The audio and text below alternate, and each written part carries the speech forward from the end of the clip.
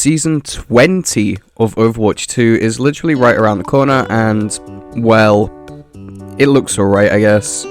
The focal point of this season is Vendetta, which is really cool because it's always nice to get a new hero. However, the rest of the season just feels a little bit lackluster because the entire focal point of this season is Vendetta. It's a double-edged sword, pun intended, because, you know, it's amazing that we're getting a season that highlights her addition. I'm not undermining that.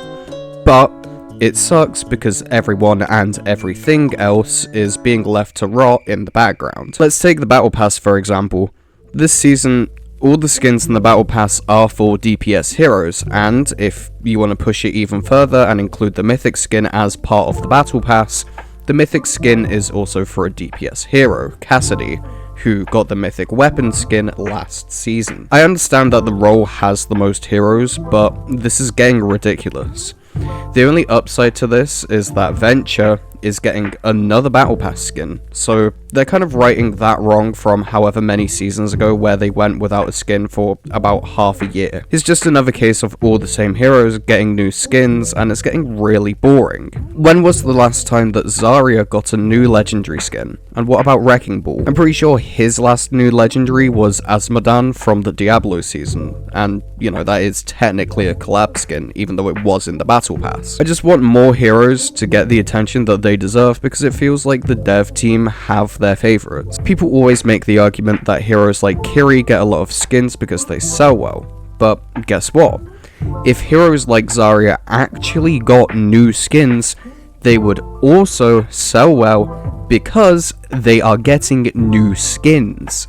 It's not rocket science. Skin sale levels are low for heroes with no skins because, well, they have no skins, whilst Kiriko gets around an average of 2 a season. Moving on, content-wise, this season is actually pretty good. We're getting Vendetta, as I mentioned before, and I've already said my entire piece on. We're getting a new stadium map in the form of Wujing University, and they're making a King's Row version of Mischief and Magic for the Winter Wonderland event, which is really, really cool. Compared to last season, we're actually getting quite a lot because the only thing we got of substance this season was the Halloween Masquerade game mode, and that wasn't even all that good. Sure, it was an alright limited time event thing to just jump into for a few games, but compared to Junkenstein's Lab, it is absolute dog shit. And I've got to say, in all honesty, it's the biggest piece of dog shit. Am I scared that the King's Row version of Mischief and Magic is going to feel like the Haunted Masquerade did? No, because Mischief and Magic is fundamentally enjoyable, and is improved with the addition of new maps because it is literally just prop hunt. It's like vanilla ice cream, it's inoffensive and most people enjoy it for what it is. The last thing we have to talk about are the new additions to Stadium because that's actually getting a little bit more attention than the main game is. As I mentioned before, we're getting a new map in the form of Wujing University, and obviously, you can't have Wujing University without Wuyong because that's where he studied. Yes, Wuyong and Doomfist are being added to Stadium, which is definitely interesting. You know, they are two of the picks that could have been picked.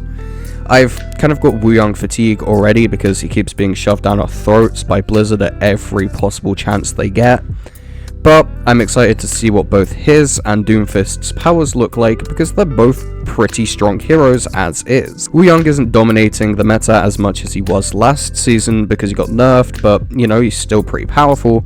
And whilst Doomfist got a buff to his slam perk, which made him a hell of a lot stronger and a more viable pick in a dive comp, I don't know what it will be like in Stadium. I'm excited to see how these two fit into the Stadium meta of Hazard being an absolute menace because we really need something to switch it up.